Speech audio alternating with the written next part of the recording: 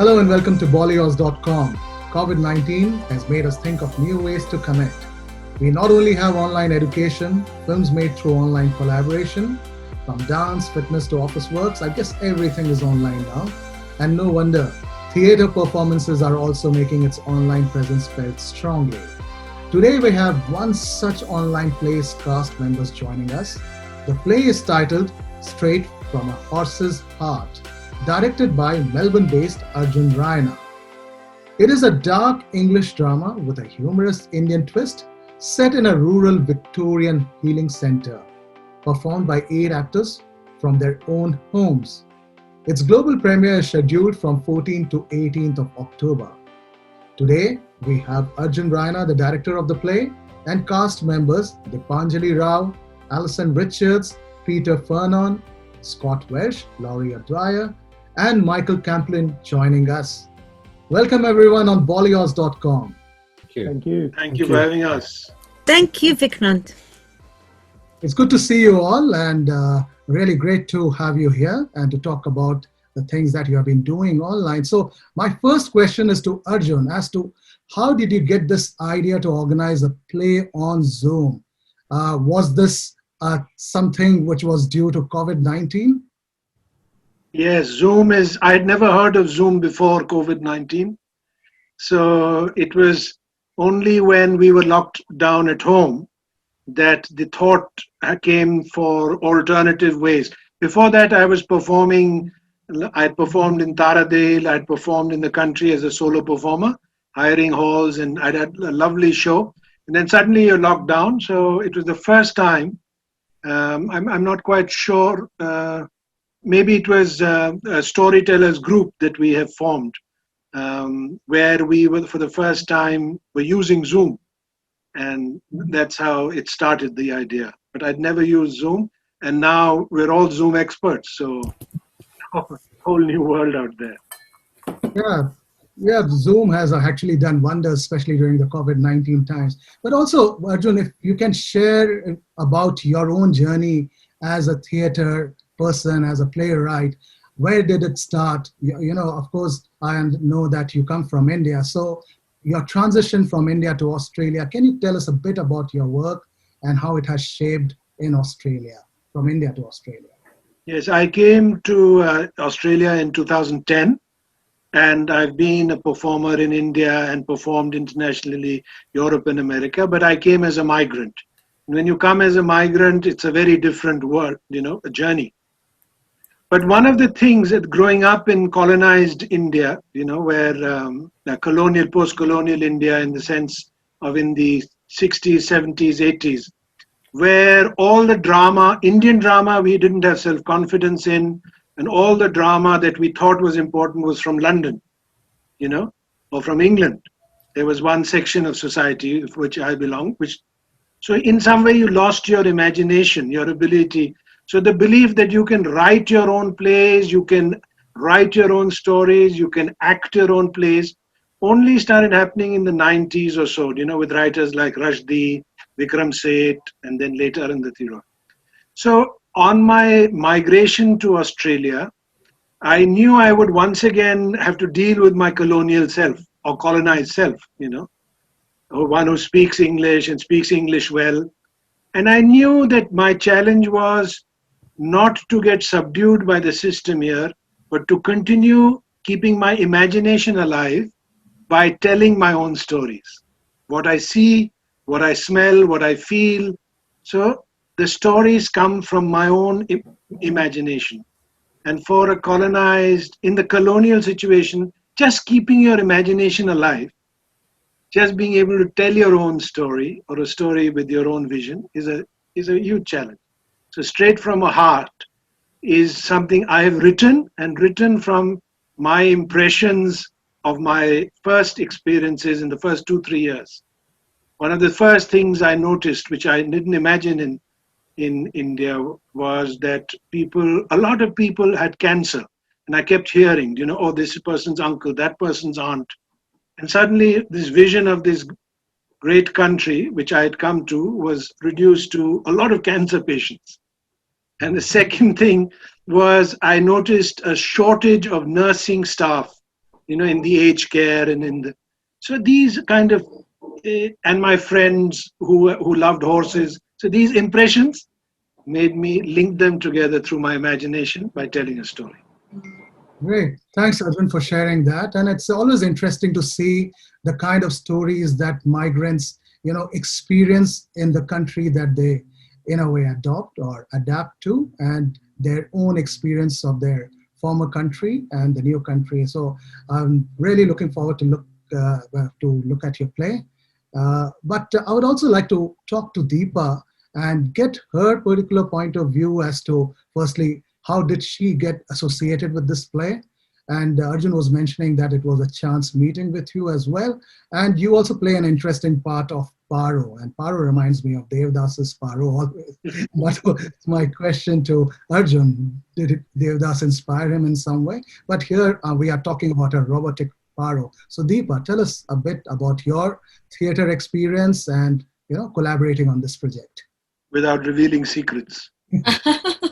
So I first met Arjun at a gathering at, I think it was Republic Day for India. There was a political gathering, a protest meeting. And sort of one thing led to the other, and soon we were a group. And a few of the group who had theater experience or who were interested in sort of telling stories came together. And Arjun happened to see a clip of a show I had done previously called Notch, which was a show that me and a friend and I, rather, curated, which sort of explored colonization, feminism, and sort of individual Australian Indian identity. And I did a 10-minute spoken word piece, which Arjun happened to see a clip of. And after that, he messaged me to say there's a play that he wants to organize sort of a reading, and would I be interested? So I took a look at the script, and then I said yes. So yeah, that's how our association with the play, with my association with Arjun for the play began. Okay. And so have you been always interested in exploring theater and also moving on to something like an online platform and doing something on Zoom? I have. I suppose I've been involved in sort of some form of performing arts for a long time, not in a professional capacity. But there was stuff that you did in school and uni, and then there's a few shows that I've done with a friend and sort of in a community capacity as well. There was plays that we did around family violence, targeted at the Indian community in an effort to get people to talk about that. So that was sort of recent sort of Melbourne-based experience.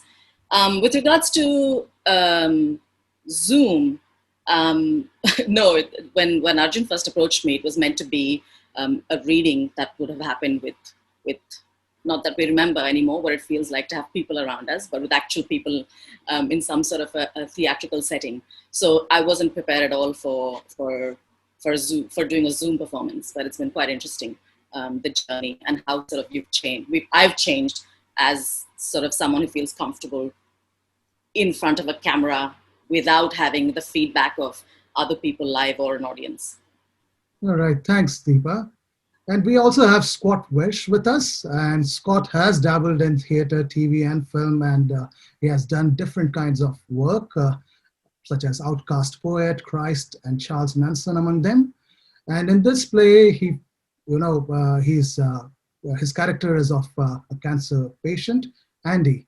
So Scott, firstly, take us through your own journey of being a kind of a film and theater person and being in this play as well. Yeah, look, I mean, all the work that I've done really over the course of my life has been about social justice. And so, and I mean, I essentially did this play because Cherian was doing it, and I'm pretty closely associated with him, and he knew Arjun, and I knew Arjun's work through La Mama. I'd seen his previous work, which was absolutely wonderful, and then he kind of asked me to do a small role in this initially, and then one thing led to another, and I was sort of promoted, and even then though, it's taken me a little while. It always takes me a little while to make the character a part of my skin, and I feel like that has just started to happen. So just as well too, because we're about to perform it. And Scott was very, he was most resistant to the Zoom. He really likes live performance. And initially he was most vociferous for a live performance, and then we had to all do Zoom. So is that correct, Scott? I think you. Yeah, I mean, I spend a lot of time on Zoom for my day job, and I don't like it in my day job at the moment, and I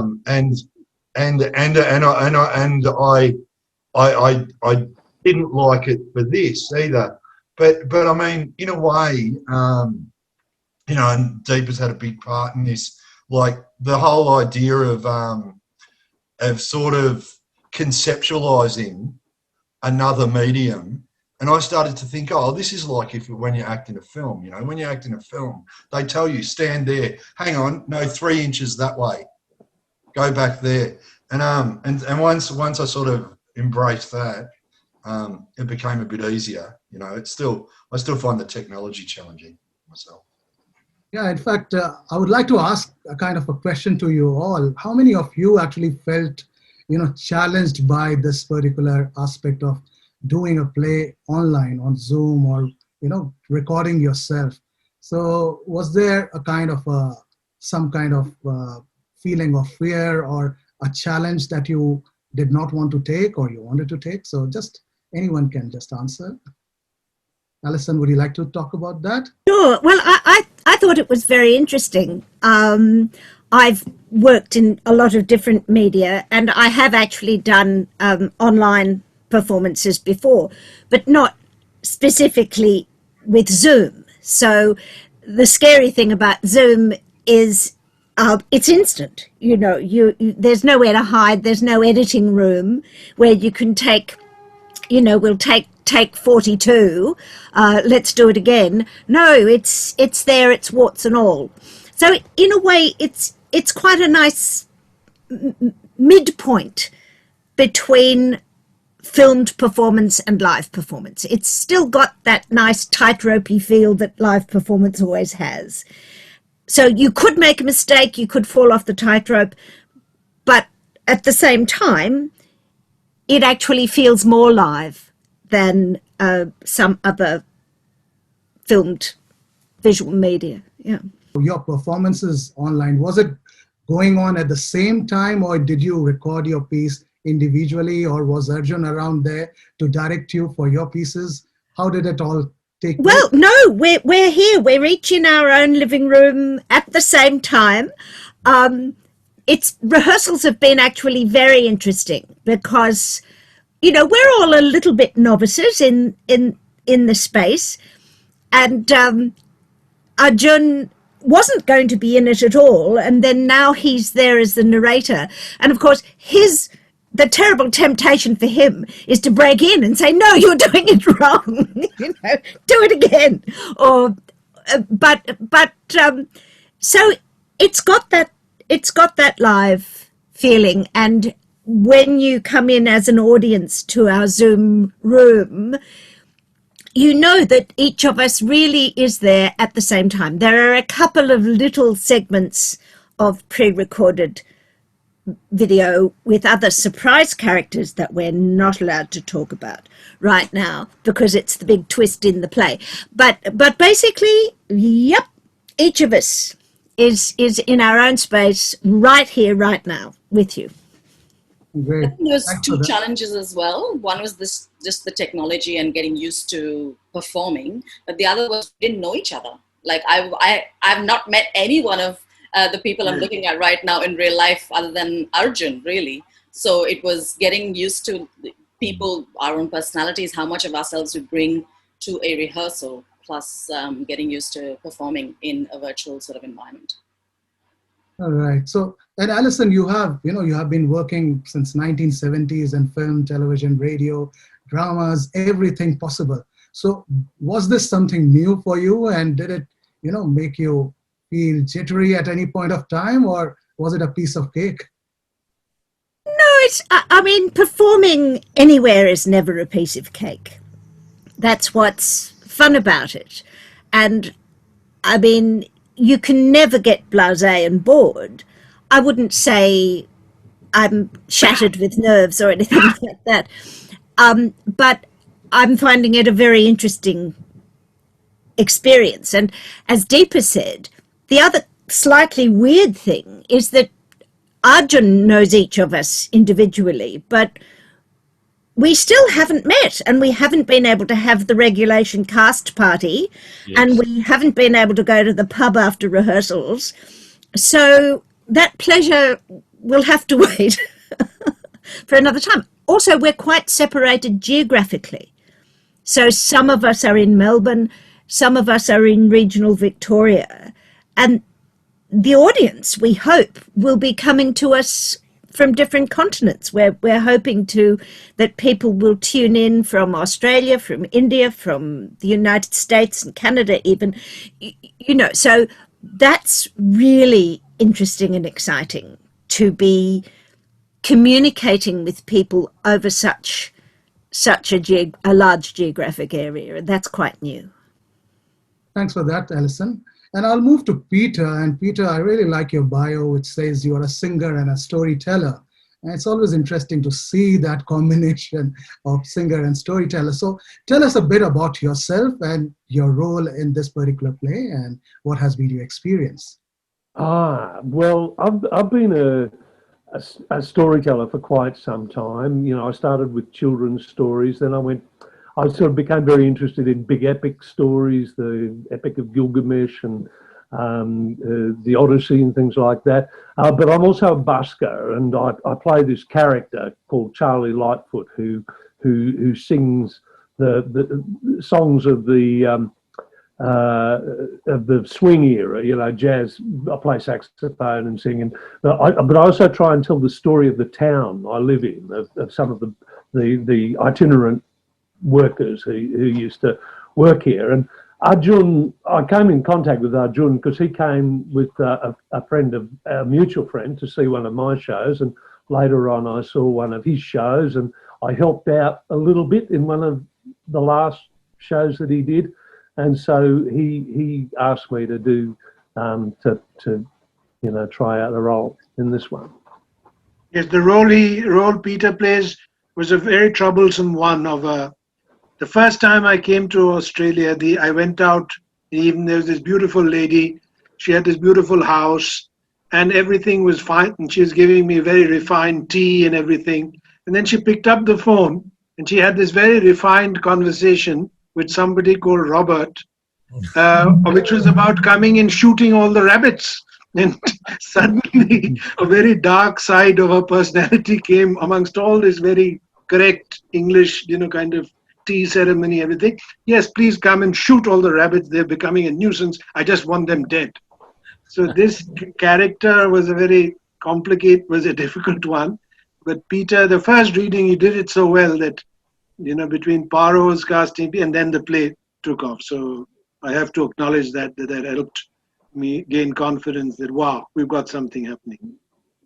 Yeah, and it's amazing to see the kind of cast that you have assembled and the kind of, just reading through your bios, it just makes me feel really, really excited to watch this particular play. And I'll come to Lawrie, and Laurie's, again, he's so experienced and he has worked in so many things, professional theater to, living in a farming, creating mosaic sculptures and jewelry, writing poetry, children's story. Wow, you can do everything. So good to know you, Lawrie. But what has been your experience? Firstly, tell us a bit about yourself, about your practice, both as a theater person, as an artist, and about your involvement in this play. Well, that's a big ask, actually. It's how far do you want to go back, Well, whatever you feel comfortable. I studied theatre.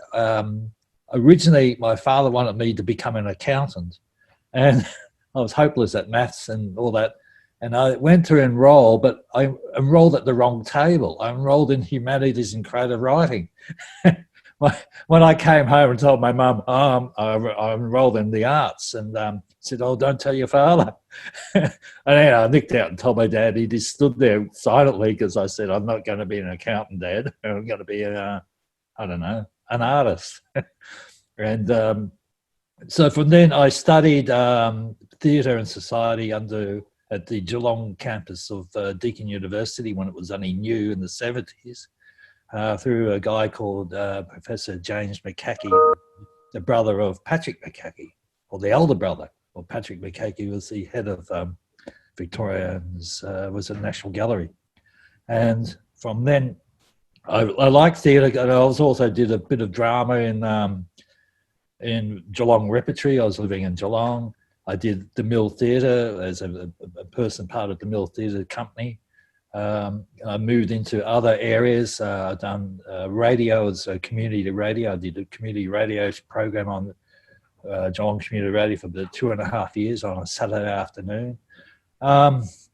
Also, other activities, political activities. I'm a member of a rather secret organisation. No, not really, but no, it's just...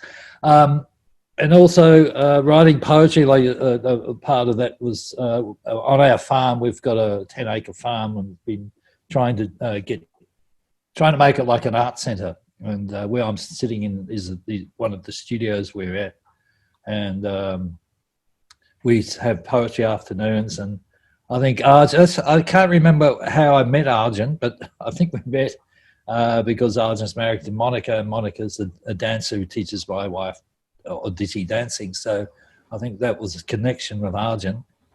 And making jewellery. My jewellery's made out of mosaics. So if anyone who wants some jewellery, I've been making it quite a lot lately during the lockdown. I've been making heaps of jewellery and mosaicing tables and making bits and pieces like that. And I've been involved in community art projects, painting, murals and things like that as well. Lawrie, can you share the pleasures and pains of learning lines for a play?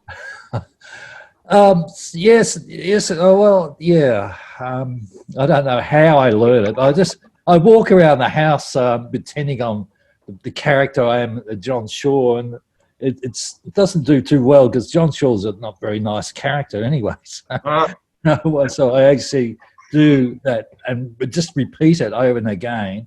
And I don't know how I learned it. I just go through it, look away. It's like learning a new song on a guitar or something. You just practice it. I'm bringing that point up as a technical point for Zoom, Vikrant. Okay. That because in Zoom we don't have action, we don't come into a room, we don't sit down, we don't take off our shoes. So actors learn their lines. I do, and I've known by knowing the actions and the words. You sort of know things together. But here there is no support. So you have to just learn. So it's quite a difficult skill actually to learn lines perfectly without doing anything. Yeah. That was I just brought that up. It wasn't to point out anything. Yeah, that was the main challenge for me anyway for Zoom, is that was something new, but not in a sense that there's no action, you don't trip over the furniture, which is quite nice. You can sit there in front of the screen and not do anything. Or the only thing is, if you do miss a line, when I had been in plays, there was always a person called the prompt, and you can hear this little voice going, and you go, oh, and you go immediately try not to go, oh, I heard the line, but to actually do the line without the audience knowing that you had slightly forgotten a line, But on Zoom, it's slightly different, isn't it? But you can actually cheat and have your lines written right in front of you, a bit. But I've only got a small part. I don't have to memorise. There are no small parts. Yeah. All right. Thanks for that, Lawrie. So I'll move on to our last guest. He's coming in last, but of course he's not the least. So Michael Camplin, and of course another interesting work that you do is consultant by day and drummer by night, and debuting in the theatre stage light. And I like this line: a lover of wine and cheese, and always ready with a more biryani, please. Wow, that's fantastic. That's my person. So, Michael, tell us about yourself and what are you doing in this particular play? Well, myself, as you just hinted, this is my acting debut. So my acting career started a couple of months ago when I got a phone call from Arjun, and to tie in with the biryani, my wife and daughter study under Arjun's wife, and that's sort of how we cross paths. As you can see in my background, I'm a musician, so I sort of played drums since I was 7 or 8. All styles, orchestral, marching, rock and roll, jazz, you name it. So the closest I've ever been to theatre before this was an orchestra pit. And I've done that plenty of times, and I was never allowed to get up on stage at school because I was the only drummer in the school. And the directors always went, "Sorry, we need you in the band." So it's definitely been an interesting experience. Learning lines, it's not something I've done before. I can learn parts from my music, but learning lines has been interesting. Obviously, we've got a cast full of experience here, so when we have rehearsals, we talk to each other, and I'm always picking everybody's brains to sort of say, "Oh, how do you learn this line? What's the best way to do this?" So it's definitely been an experience. Yeah, and in the play, I'm one half of a detective duo, we're sort of asked to we come in to try and work out what's going on. So it's pretty much our part. It's interesting for me though, like being my first experience in theatre. All my lines are sort of parts of sentences that go to and from, my partner. And, so trying to learn half lines has been challenging. I know Peter has some lines that, I heard them once and I could probably repeat them right now because I found some of his lines really easy. But just learning little bits and pieces and then having to get that timing right, over Zoom where there's delays and things like that has been definitely an interesting challenge. But I'm actually quite enjoying this, so I don't know. I might come back for a bit more later. Would you like to tease us with the mask to show just a brief glimpse? Is it too far away? It's too far away at the moment. Sorry. I mean, I can introduce a mask of someone who's not present. Yeah, that's all right. Yeah. If anyone recognizes wear it, face. and he may use it as a. So Yes. So From which you gather that there might be just a little bit of contemporary satire in this play. Yeah, it looks interesting and sounds interesting. And I see that there is a kind of because of Arjun's cultural background and also Deepa coming from Indian background, it seems to be more of a cross-cultural kind of a play. And I would like to ask, of course, this kind of Indian background or a cultural, someone from different cultural background directing you, with a kind of a mixed storyline. Was it something new for you? Was it something you have already worked with people from different cultural background? Or was it challenging? Generally we see people being directed, multicultural people being directed by Caucasians, if I may say that, but very few times or rarely we see that in theaters, specifically films I'm not talking about, but in theaters we rarely see an Indian or people from different multicultural background taking on the role of director. So what is your view on this? Anyone can talk about that. Oh, I've never been involved in anything so specifically multicultural, and I find it interesting experiencing Arjun's take on Australia and the way he uses Australian language. It's not quite how an Australian would say it, but he does get the feeling of the place, and he's sort of developing a sort of a very kind of Aussie language, you know, in the thing that's a kind of Indian take on it, but it's definitely Australian, and it's nice. I enjoy that. I enjoy his perspective. I have worked with Indian people for about nearly 10 years now, but specific to Arjun and this play, there's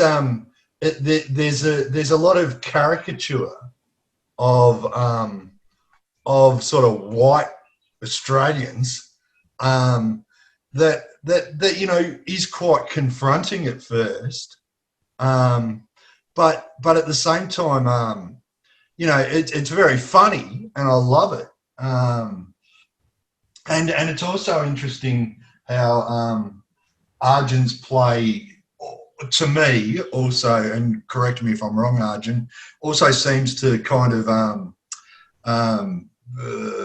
you know, satire Indian people too, in a way that I feel like is something that I haven't seen among white Australians for a couple of decades, probably, you know. And I think that that's a freedom that you get from being sort of other, for want of a better word, you know. No, it's quite interesting because Arjun and I first bonded in a theatre out at Monash University over the importance of an actor's feet, which is kind of a metaphor in a way for the sort of cross-cultural understanding that you're alluding to, Vikrant. And you're quite right. We have a tendency in white-dominated Australia to think we're being terribly liberal if we include one token somebody from another culture. So while, like Scott, I've certainly worked cross-culturally quite a lot, but I do think there's something really special about that Arjun is not only the director, but he's the writer. So it's his vision of Australia. And there is absolutely no doubt that Australia is still a very racist country, that there is overt racism, but there are also those unstated assumptions about what the dominant perspective on things is. And absolutely second what Scott said, that the great virtue of this piece is that it's a satiric look at Australian culture from a very Indian perspective, but it's also because it crosses Australia and India. There is also quite a comic under themes about the fact, for example, that Deepa's character, Burrow, is being presented as a robot by an Indian company because basically their robots aren't working so well or they can't make enough of them, so it's cheaper to have a live worker. And my character, I'm Laurie's mum, and we're part of an Australian dynasty that Yes. a number of viewers may recognise. There's a few hints about the kind of people that we are, and certainly my character, Victoria, well named as Victoria Shaw, she's really not too fussy about the origins of her workers. The great thing about a robot is she's cheap, and so Victoria doesn't care too much whether Poirot is real or not as a robot, just as long as it fits the budget. And I think that's, as we all know, the situation of migrant workers can be very unfortunate and is real, and that there are people in this situation. And I just love the fact that Arjun's take on it is comedic, but still there is this definite point. It's quite a political play. So for me, the opportunity, I suppose, has been, and this is some of the safety that Zoom has lended me, is that I can make cheeky comments about white Australian tropes and kind of get away with it in the process of rehearsing, which is quite fun. Usually most of my, when I'm doing a play or when I'm singing, most of my audience is Indian, and most of the people I'm performing with and the people who do accompaniments are Indian. So I don't quite get that opportunity. I usually occupy a space that is very, very Indian. There are times when I do a performance, I come out, I forget that I'm in Australia because I've been surrounded with all these memories of what's familiar. So I think it's been very interesting. And having a sympathetic political cast affords you a little bit of cheek in that regard. So I think it's a very, if I may also say, you see, there's the script, and then there's the physical act of directing and physical act of acting. You know, so the acting and direction process. In a shifting world now, more and more people of color and Indians and are in positions of authority and power. And a director's role is a place of authority and power.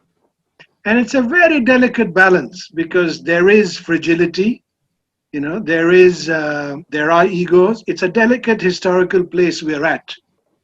What worked for this show was that everybody loved their parts, you know, and because I'm the writer and everybody loves my writing, therefore I am also gentle with the process of a directorial exercise of power and authority. And I don't mind it being undermined in ways I would have been deeply offended if, you know, in a earlier colonial sort of context. But this is a shifting world we're in. And that's the difference, that we as performers love our work, and if we love a story to tell, it's the love that brings us together and makes us forget all the darker side of things. Though there's not been much dark side, nor is there much dark side in the story. I'd like you, if I may just, because we don't, Peter sings beautiful Rabindranath in English, if I could just ask him to.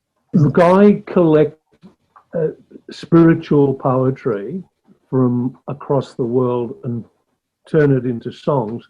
And I used to sing these things in church. I mean, I don't go to church anymore, but I still love doing this. And I found it very difficult, actually, finding something in the Hindu religion that wasn't extremely Hindu, if you know what I mean. And I eventually came to Tagore, and Tagore just does it beautifully. He never or rarely talks about God in a very religious way, but everything he writes is about the whole of life. He's a very spiritual writer, but he writes with this wonderful simplicity and directness, and he talks about very complex, deep things with great simplicity. And I sort of like him very much. I get most of it off the internet. So anyway, this song is Gitanjali, song of love. Gitanjali, song of love. Love is faithful, love is true, all forgiving, no regrets or empty fears. Love's a journey, it's the traveler on the road. Gitanjali, brave and dauntless, love is patience, love is joy. Great, thanks, Peter. I'm now just have 2 more questions, and I'll ask this question to Arjun and Deepa, and this is about cultural belonging, cultural shaping, and being the cultural other. and also the aspect of unlearning things that you learned within a specific culture. And I have experienced this myself, that when I came from India to Australia, for me, as a teacher based in India and as a university teacher based in Australia, for me, it was a process of unlearning what I learned or what I was as a teacher there in India. So as an actor or as a director, is there a process of unlearning to get back into this kind of Australian mode? Or do you effectively straddle between both the cultures? So first Arjun, and then probably I'll ask Deepa about that. So in India, I'm very well known, as I wrote to you, my students are like the big stars of Australian film, and like Nawazuddin Siddiqui. And so if I just have to say, I taught Nawazuddin Siddiqui.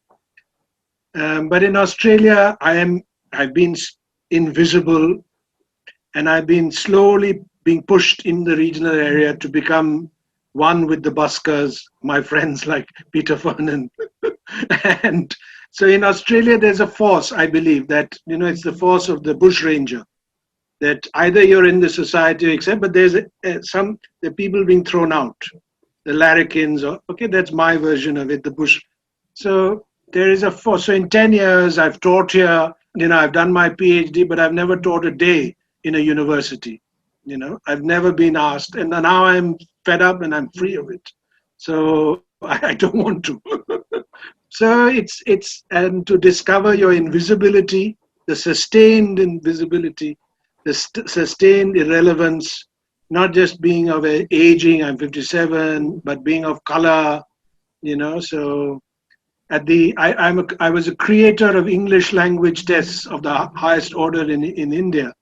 But here I was being asked to do an IELTS test to get into my PhD, when I'd created So at various levels, there's invisibility till you realize the value of that invisibility, that's a place of power also, that I can watch, I can live, I can breathe, and I can see from this place. So there's a big struggle because you are being made, useless, redundant. You have nothing to do from morning to evening. You just work with yourself. But that's a good place for a storyteller or a writer. So I've really shifted gear in the way I work. I look at myself like a painter or a poet who wakes up every morning and he has to make his painting. He doesn't need anything else. Okay, so I've embraced my irrelevance and invisibility. Thanks, Arjun. What would you like to add?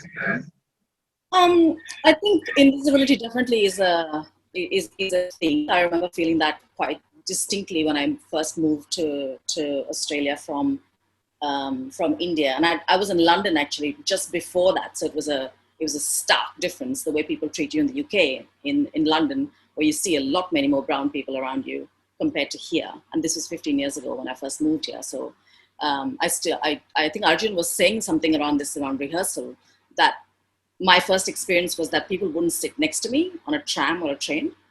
It was the very distinct. All of a sudden, I was like, well, it's okay, you can come sit next to me. That was the first thing I noticed when I first moved here. I think for someone like myself, I've had a very privileged upbringing. My Indian, I might not have caste privilege, but I definitely have a lot of class privilege. My parents were educated; they both have PhDs. I learned, I was taught in English, so English is my language of communication. But I find that in Australia, I don't belong to either community. I don't belong to the Australian community because I'm not from here. I wasn't born and brought up here.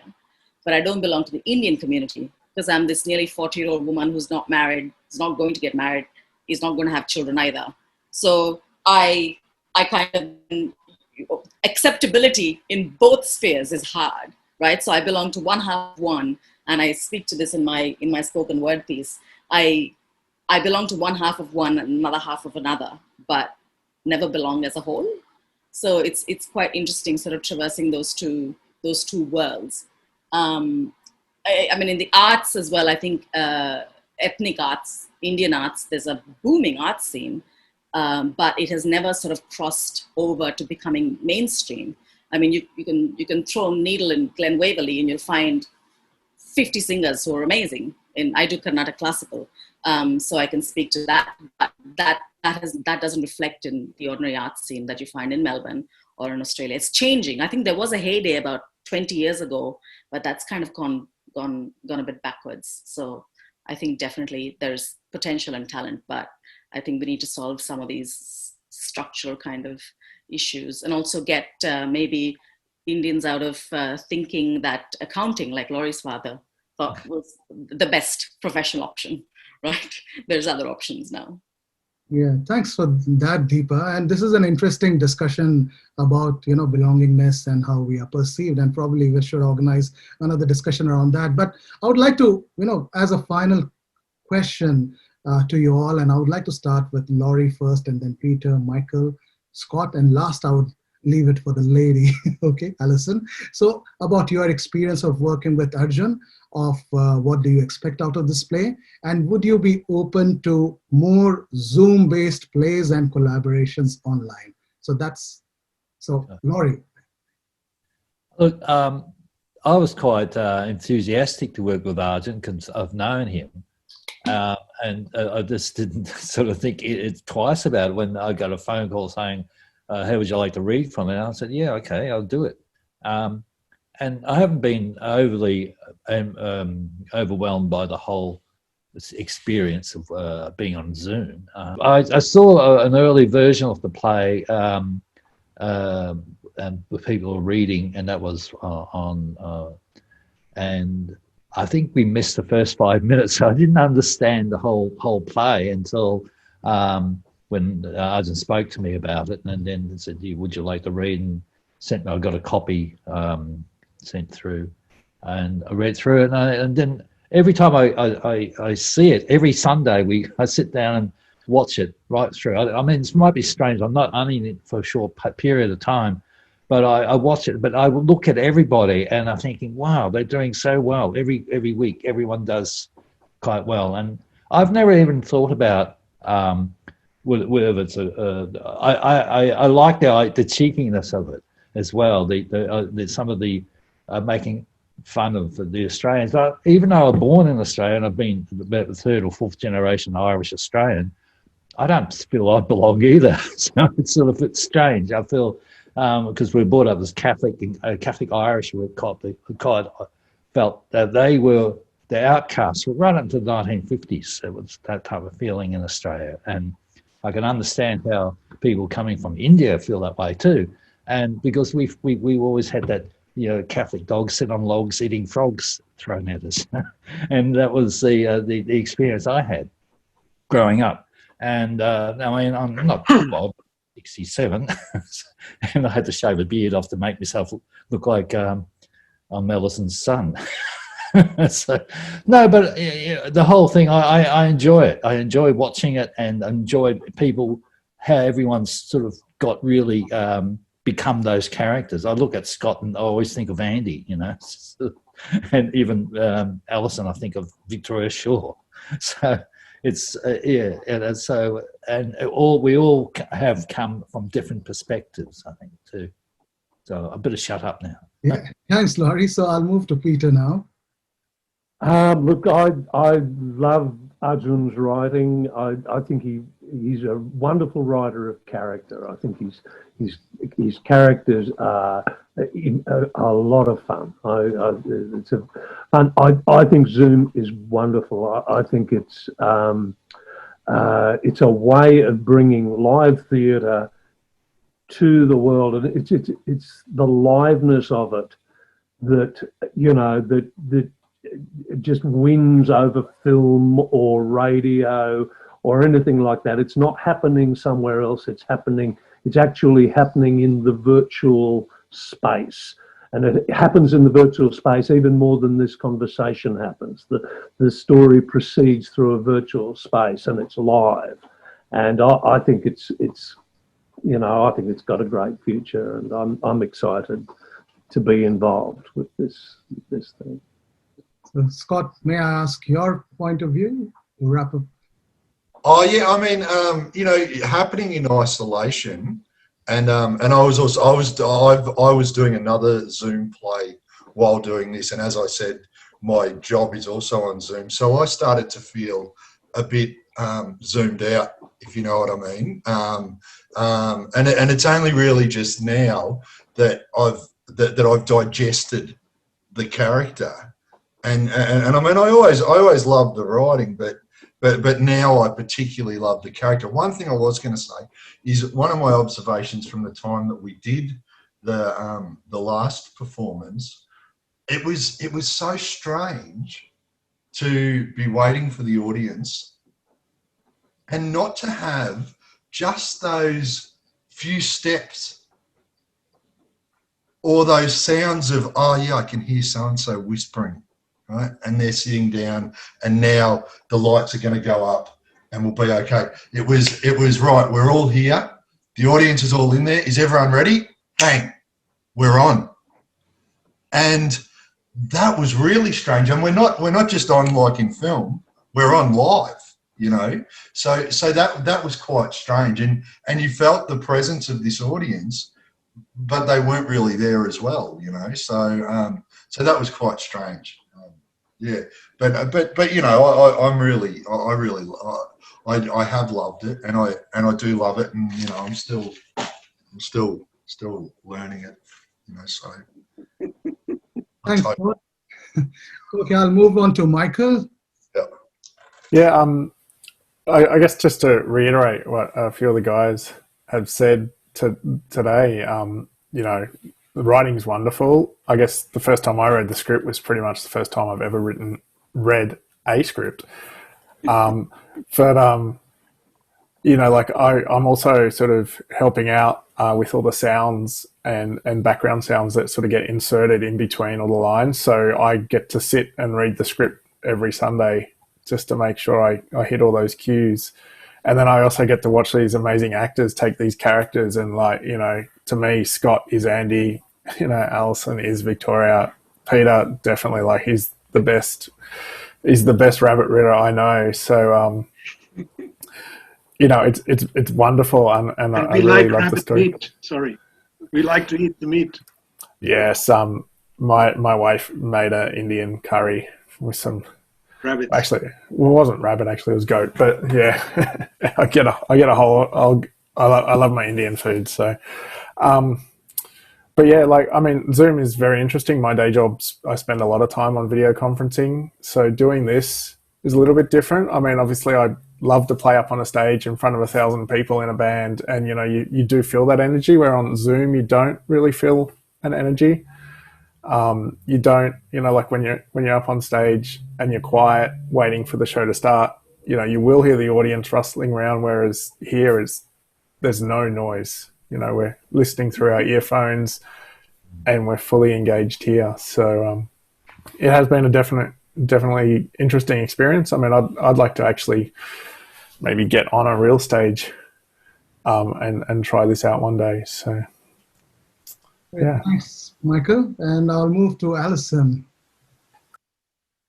Yes, well, as I think I said before, well, Arjun and my first connection was when he was a PhD student at Monash, and I was an adjunct staff member.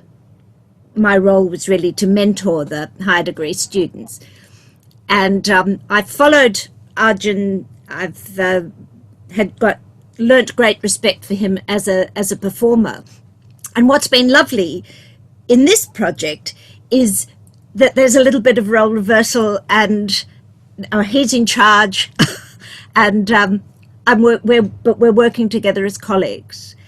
I also really like the fact that my character, there is definitely a satiric edge. So for me, as a educated white woman, to be playing the undoubted villain of the piece is actually really enjoyable. So I've enjoyed that. I like the edge that the character has in the piece, and I love the fact that it is about a vision of white Australia. We forget Australians suffer from a national cultural amnesia. Australian culture is predicated on the fiction that we're not all migrants.